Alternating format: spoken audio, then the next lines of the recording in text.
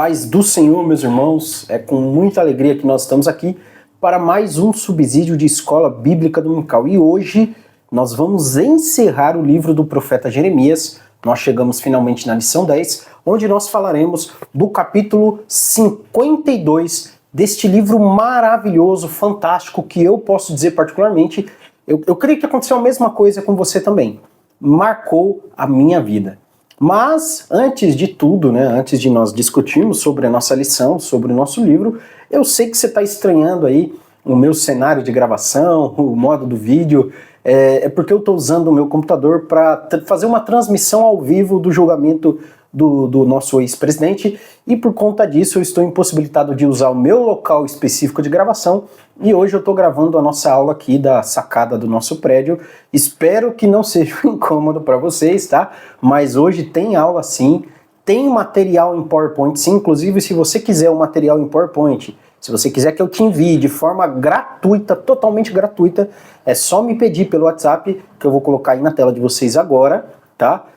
Entra lá, me chama, fala: Cristian, eu sou fulano de tal, sou de tal lugar, por favor, me envie o material da lição tal, especifique qual lição, porque são muitas lições. Hoje, na minha igreja, neste domingo que nós vamos entrar, falaremos a respeito da lição 10, mas tem igreja, tem local que estão na lição 6, na lição 7, então, por favor, deixe especificado. Se você quiser fazer parte também do nosso grupo de WhatsApp para professores, diga para mim que eu vou te colocar no nosso grupo, ok? Em breve teremos muitas novidades, muito conteúdo maravilhoso, parcerias, tem bastante coisa para acontecer, o canal está crescendo, o projeto tem sido abençoado e Deus tem sido glorificado cada vez mais. Lembrando que é de coração totalmente gratuito, tá, meus ok?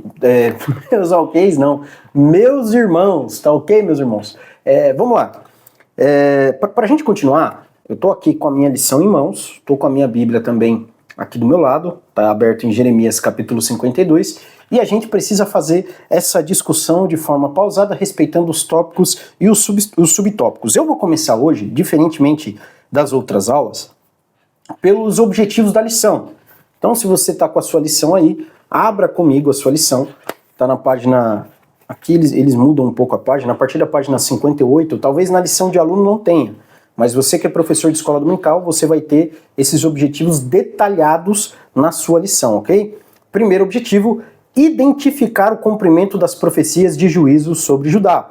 Agora, no capítulo 52, o livro do profeta Jeremias está falando sobre a queda de Jerusalém, a queda de Judá, o dia em que o templo foi saqueado, os muros foram destruídos, o negócio se consumou, meus irmãos. Aquilo que Jeremias estava gritando há mais de 20 anos, aquelas profecias, olha, Jeremias estava avisando de forma bem clara e específica: o negócio vai acontecer, o juízo vai chegar, o juízo vai vir. Está acontecendo agora. Capítulo 52, nós temos a consumação de todos os fatos narrados pelo profeta Jeremias. Segundo objetivo: analisar a rejeição dos líderes à palavra de Deus, ou palavra profética de Jeremias. Irmãos, como eu disse, Jeremias estava gritando, Jeremias estava profetizando há mais de 20 anos. Porém, todas as vezes que ele profetizava, todas as vezes que ele abria sua boca, ele arrumava um inimigo novo. E os inimigos de Jeremias não eram qualquer um. Era a liderança do povo, eram os sacerdotes, os sumos sacerdotes, os profetas, os levitas, o próprio rei. Essa classe de pessoas, a elite do povo de Judá, que era o inimigo de Jeremias. Eles não aceitavam a profecia de Deus que vinha por meio de Jeremias. Eles queriam que Jeremias pregasse o que eles se sentissem agradados. Sabe? É aquela velha história, né? As pessoas, elas gostam, trazendo para os dias de hoje, como nós vemos muito isso nos púlpitos das igrejas, se você chega lá profetizando chave de carro, bênçãos materiais, dinheiro no banco, o pessoal ama, adora, dá glória a Deus, pula, salta, que Deus vai te convidar para um banquete, que você vai se assentar na mesa do rei. O povo ama isso. Mas quando Deus levanta um homem, uma mulher, com uma palavra de correção, um conserta-te, põe a sua casa em ordem, aí esse cara, ele exagera, ele só sabe pregar exortação, não é assim que o povo fala? Tô mentindo? Vocês sabem o que é verdade. Infelizmente, o ser humano, ele não gosta de ser corrigido quando está errado. Nós gostamos de mergulhar nos nossos próprios erros. É necessário muita humildade da nossa parte para reconhecer os nossos próprios erros. E o terceiro objetivo, tá? Firmar-se na fidelidade a Deus, mesmo diante da perseguição. Então nós temos 2 pontos aqui dentro desse objetivo. Primeiro, Jeremias ele fora perseguido por ser um profeta. Segundo, o templo, Jerusalém, Judá estava sendo invadida, estava sendo sitiada, estava sendo destruída. Mas nós não podemos perder a fé, porque Deus mesmo é aquele que promete um remanescente. Deus mesmo é aquele que promete a restauração. Tá ok, meus amados? O texto áureo está em Jeremias capítulo 52, versículo 13, que nos diz o seguinte: E queimou a casa do Senhor e a casa do rei, como também todas as casas de Jerusalém. Também entregou a chamas todos os edifícios importantes. Presta atenção na narrativa do livro do profeta Jeremias em relação à destruição de Jerusalém, em relação à destruição do templo, da casa do rei. Ou seja, toda a estrutura de governo, toda a estrutura religiosa, tudo aquilo que Deus havia criado para o seu povo, onde a lei de Moisés preconizava que deveria ser daquela forma, estava sendo destruída. Ou seja, tudo aquilo que o povo acreditava, tudo aquilo que o povo conhecia como sendo nação, como sendo sociedade, estava sendo destruída. Parecia que agora tudo estava chegando ao fim. Toda a identidade judaica, toda a identidade religiosa, toda a identidade nacional estava chegando ao fim. Mas isso daí apenas era aparência. Parecia, para quem não tinha os olhos da fé, porque nós vemos, principalmente a partir do capítulo 41 do profeta Jeremias, que Deus ele começa a prometer uma era messiânica. Olha, naquele tempo eu vou restaurar a linhagem de Davi, e naquele tempo eu vou levantar um governante justo. Quando ele fala do retorno do povo à terra de Judá, ou seja, o fim do cativeiro babilônico que nós vamos ver mais ou menos na década de 30, do ano 536, 535 a.C. Então, percebam como Deus ele cumpre as suas promessas, mesmo sendo promessas de restauração ou promessas de juízo, ok? Promessas de juízo. Na leitura adicional, você que tem a revista de professor, você tem esse tópico aqui que se chama leitura adicional. Olha o que o comentarista, tá? É o Daniel Reis, ele vai dizer. Jeremias 51:64 nos diz: aqui terminam as palavras de Jeremias. Então o capítulo 51 diz que naquele ponto as palavras de Jeremias terminam. E isso vai indicar para nós que as profecias e as narrativas do profeta terminam no final do capítulo 51. Sendo assim, Jeremias 52, então, parece ter sido acrescentado por uma outra pessoa. E esta outra pessoa provavelmente era Baruque, o secretário, o amanuense de Jeremias. Gente, grava isso que eu tô falando. Se tiver aí papel e caneta em mãos, nós já falamos sobre essa pessoa em outras aulas, mas anota aí. Não perca isso de vista. Estude quem era Baruque, estude sobre Baruque. Talvez esta seja a primeira aula que você está assistindo do nosso canal, talvez essa seja a primeira aula que você está tendo contato como professor de escola bíblica dominical, então não perca de vista quem é Baruque, tá bom? Jeremias capítulo 52, irmãos, não é profecia de Jeremias, ok? Não é Jeremias quem escreveu, não é Jeremias quem ditou. Então, o capítulo 51, versículo 64 já nos dá a entender isso. Ah, Cristian, então não é palavra de Deus, alto lá, porque faz parte do livro de Jeremias. Nós temos que lembrar que nenhum dos capítulos e nenhum dos versículos do livro de Jeremias foi escrito pelo próprio Jeremias. Jeremias ditava suas profecias. Inclusive, no começo do profeta, do ministério profético de Jeremias, ele era apenas um profeta oral. Ele não escrevia, ele não registrava suas profecias. Eu já falei isso em aulas passadas.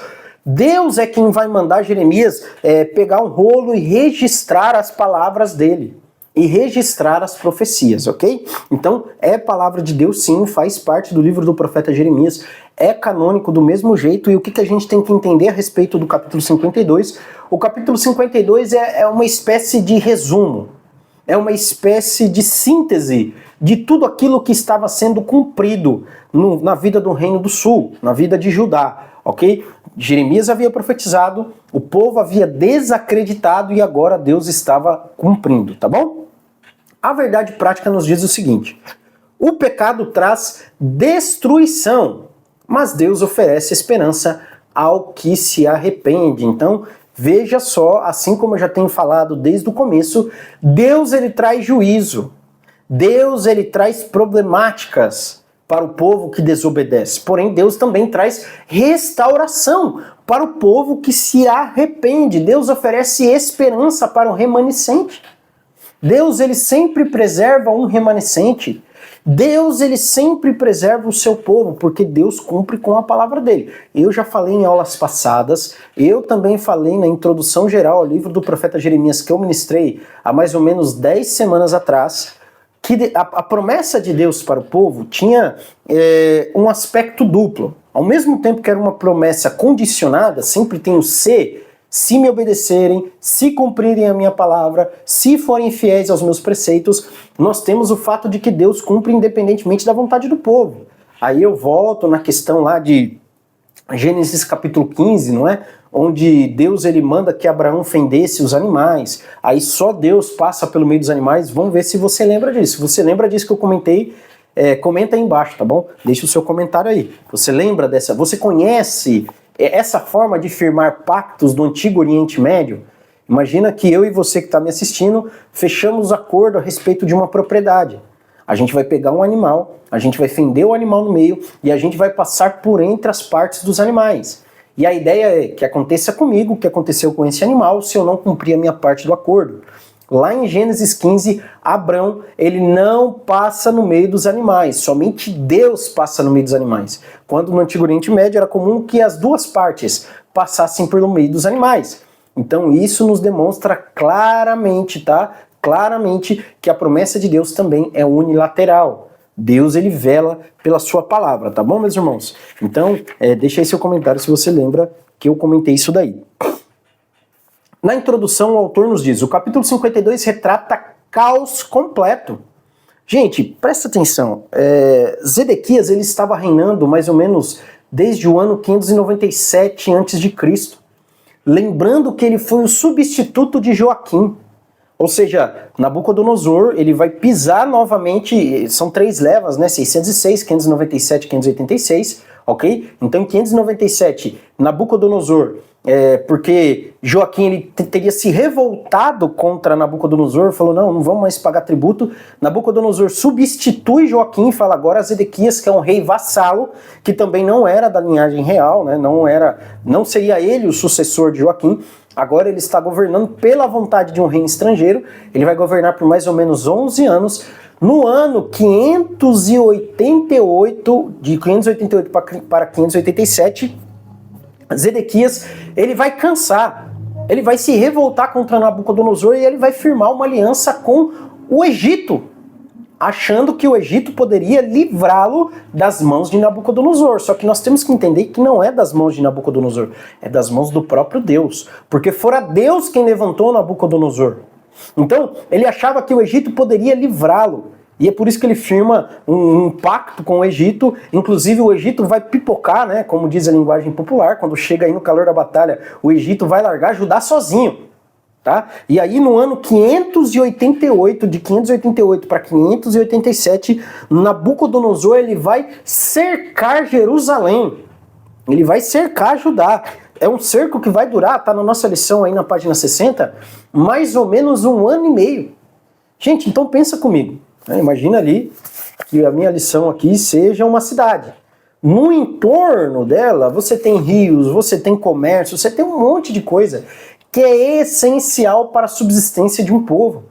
E aí Nabucodonosor ele cerca a cidade, ele impede que água entre na cidade, ele vai...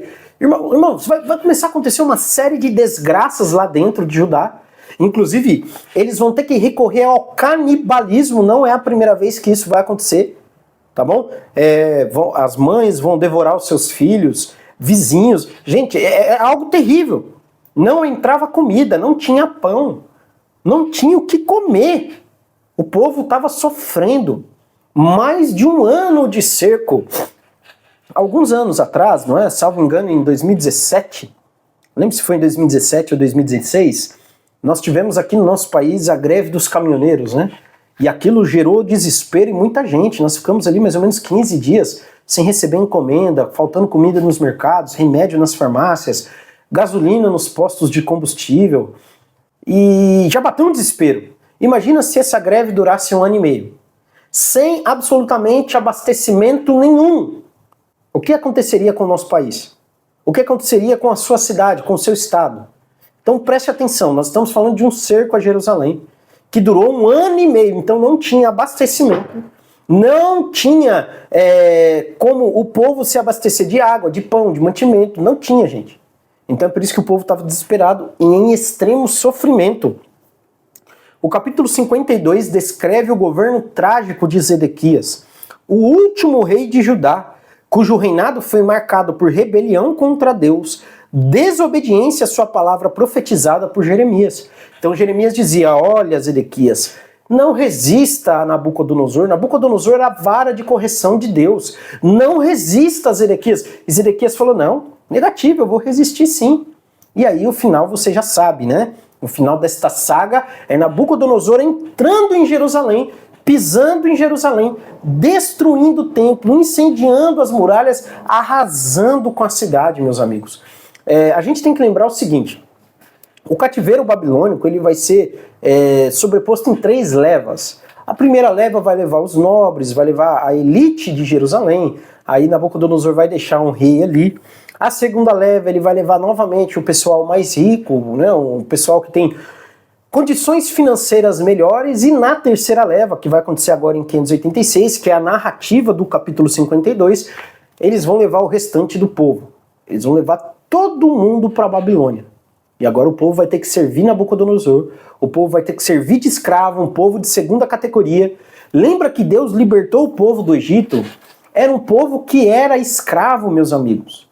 Eles eram escravos e agora, por conta do pecado, eles voltaram a ser escravos. Então, você, professor de escola bíblica dominical, você tem que bater nesse ponto. O pecado faz você voltar à escravidão. A desobediência faz com que você retorne à escravidão. Então percebam, meus amados irmãos, como Deus ele trabalha na vida do seu povo, avisando e depois castigando. Deus avisou inúmeras vezes, Deus deu inúmeras chances. Nós tivemos 3 levas, como eu falei mais de uma vez aqui, 3 levas, e o povo ainda não se tocou. Né? Precisou de 586 acontecer, né? A destruição do templo, a destruição das muralhas, o sítio a Jerusalém, o cerco a Judá, para aí o povo se tocar. Aí quando nós chegamos no Salmo, salvo engano, o Salmo 134, se não me falha a memória, vou até abrir aqui na minha Bíblia para ver se é isso mesmo, meus irmãos. O Salmo 134, nós temos um lamento terrível por parte do povo. Eu não lembro se é o 134 ou o 137, meus amados. 137. Acompanha comigo aí na sua Bíblia. Junto aos rios da Babilônia, nos assentamos e choramos, lembrando-nos de Sião. Então aqui é um salmo onde eles dizem e falam como foi, meus amados, a ida deles à Babilônia e qual era o sentimento deles. Gente, eu estou citando esse salmo não é à toa, tá? Nós temos que entender que Jeremias 52 está intimamente conectado a este salmo, tá? Vamos lá, versículo 2 do Salmo 137. Nos salgueiros que há no meio dela, penduramos as nossas harpas, porquanto aqueles que nos levaram cativos pediam uma canção, e os que nos destruíram, que os alegrássemos dizendo, cantai-nos um dos cânticos de Sião. Olha o que o salmista vai dizer agora. Mas como entoaremos o cântico do Senhor em terra estranha? Se eu me esquecer de ti, ó Jerusalém, esqueça-se a minha destra da sua destreza. Então olha as palavras, vejam as palavras do salmista dizendo, às margens do rio da Babilônia, dos rios da Babilônia nós sentávamos e chorávamos. Nós nos lamentávamos pela forma como nós procedemos diante de Deus, porque agora nós estamos em Babilônia. O povo estava completamente arrasado por aquilo que havia acontecido. No subtópico 1 do tópico 1, olha o que o autor vai dizer. A liderança que abandona a justiça divina conduz o povo ao colapso. Então você, pastor, você líder de EBD, você professor de EBD, preste atenção na sua conduta diante de Deus e diante do povo de Deus. Porque a liderança que abandona a justiça conduz o povo ao colapso. Irmãos, tem pode-se dizer que é o pensador, todo mundo conhece, a maioria das pessoas conhece a obra dele, a obra mais famosa dele, que é A Arte da Guerra, do Sun Tzu. Ele vai dizer algo interessante, num determinado momento do livro dele, ele vai dizer que um líder orgulhoso, ele vai reduzir o seu reino, o seu povo à ruína até o chão, simplesmente para sustentar o seu orgulho. E o líder, trazendo isso para o mundo espiritual, né, para a nossa igreja, para o nosso contexto evangélico, um líder cristão que tem orgulho, um líder cristão que se perde nos seus próprios devaneios, ele conduz o povo ao colapso. Assim como os sacerdotes, os reis, os escribas, os levitas conduziram Judá ao colapso por conta do orgulho, por conta da idolatria, por conta da desobediência. Percebam como a coisa é séria, tá? No subtópico 2, ele ainda vai complementar, tá? A tragédia espiritual de se afastar de Deus resultou em tragédia social e econômica. Eu vou dar um exemplo para vocês. Na Alemanha da década de 30, nós temos a ascensão do regime NAZI, eu não vou falar o nome por conta do YouTube, né? O YouTube tesoura a gente, dependendo do que a gente falar. O regime do cara do bigodinho lá, né? E nós precisamos entender. Porque às vezes a gente pergunta, né? Eles assassinaram 6 milhões de judeus, perseguiram inúmeras pessoas, causaram milhões de mortes por conta da Segunda Guerra, não é? Que foram eles quem provocaram. E aí a gente se pergunta, nossa, mas como o povo abraçou essa ideologia? Como eles abraçaram aquele movimento? E aí nós precisamos entender qual era a condição da Alemanha na década de 30. Nós vemos uma profunda crise espiritual. Uma profunda crise dentro da igreja cristã. Quando a igreja deixa um vácuo, meus amados, a sociedade ela abraça ideologias fanáticas. Presta atenção, pelo amor de Deus. Se você tiver papel e caneta, anota isso. Quando a igreja deixa um vácuo social, a sociedade, o povo, abraça ideologias fanáticas. Vocês entendem? Então, a Alemanha da década de 30 vivia uma profunda crise espiritual. De repente apareceu o Salvador da Pátria, dizendo que iria cuidar do pobre, que iria recuperar o orgulho da Alemanha. E a gente viu o que aconteceu, não é? Então nós temos que entender que, trazendo isso para o nosso país, trazendo isso para os dias de hoje, nós vemos algo semelhante. Lembrando, só abrindo um parênteses aqui, que você só dá aula se você ler o texto, explicar o texto como eu estou fazendo aqui e aplicar o texto. Então é necessário que você aplique esse texto aos dias de hoje, que os seus alunos sintam que esse texto fala com eles, que eles vivem o texto que nós estamos lendo, tá bom? Então a tragédia espiritual de se afastar de Deus resultou em tragédia social e econômica. O povo estava vivendo em profunda idolatria, em profunda injustiça. Os juízes aceitavam subornos, os julgamentos eram julgamentos viciados, julgamentos ilegítimos, tá bom? E aí isso tudo resultou também na tragédia econômica, o cerco de Jerusalém. O povo não tinha pão, o povo não tinha dinheiro, o povo passava fome, tá bom? No tópico 2, a destruição de Jerusalém, olha o que o autor vai dizer. O centro da vida espiritual e política de Judá foi reduzido a escombros. Gente, a destruição do templo, o saqueamento dos utensílios, ele representa algo extremamente profundo e triste. Parece que Deus ele estava completamente insatisfeito com o culto daquele povo. Inclusive nos profetas do Antigo Testamento a gente vai ver Deus falando coisas, por exemplo, assim, olha, quem me dera houvesse alguém entre vocês que cessasse os sacrifícios, quem me dera houvesse alguém entre vocês que fechasse as portas do templo, tipo assim, o último apaga a luz. Não é isso? Então Deus ele estava enfurecido com a forma como o povo conduzia o culto, conduzia a vida religiosa. Deus ele estava insatisfeito e parece que Deus falou, agora eu vou dar um basta. Agora o povo vai aprender a me adorar de verdade. Agora o povo vai aprender o que é fidelidade, vai aprender também o que é juízo. O povo se valia muito do templo do Senhor, templo do Senhor, templo do Senhor. Não é isso que nós vimos em lições passadas? O povo dizia, não, até parece que Nabucodonosor vai entrar aqui, olha lá, nós temos o templo, nós temos a arca, nós temos o candelabro, nós temos a menorá, né, os pães da preposição, nós temos a bacia de bronze, nós temos o incensário, nós temos o urim, nós temos o tumim, nós temos as vestes sacerdotais, nós temos tudo, nós temos tudo da religião judaica. Eles estavam se valendo disso. Quando na realidade Deus falou, não é isso que vai salvar vocês. Circuncidem o prepúcio do vosso coração. Prestem atenção no que eu estou dizendo, irmão. Isso aqui é extremamente importante para nós. E ainda no subtópico 1 do tópico 2, na verdade, ele vai dizer, eu até deixei grifadinho aqui para nós, tá? Aí na página 61, que eles destruíram o que restava da identidade nacional. Eu não vou explicar o que é uma identidade nacional, mas eu recomendo, pelo amor de Deus, que vocês entendam e estudem esse conceito de identidade nacional. Nós, brasileiros também, nós temos uma identidade nacional. E tem coisas que nos unem, aspectos em comum. No caso do povo judeu, era o templo, a religião, os cânticos, os salmos, tá? E estudem um pouco sobre isso, eu não vou explicar isso porque a gente já está chegando no final da aula e gastaríamos muito tempo.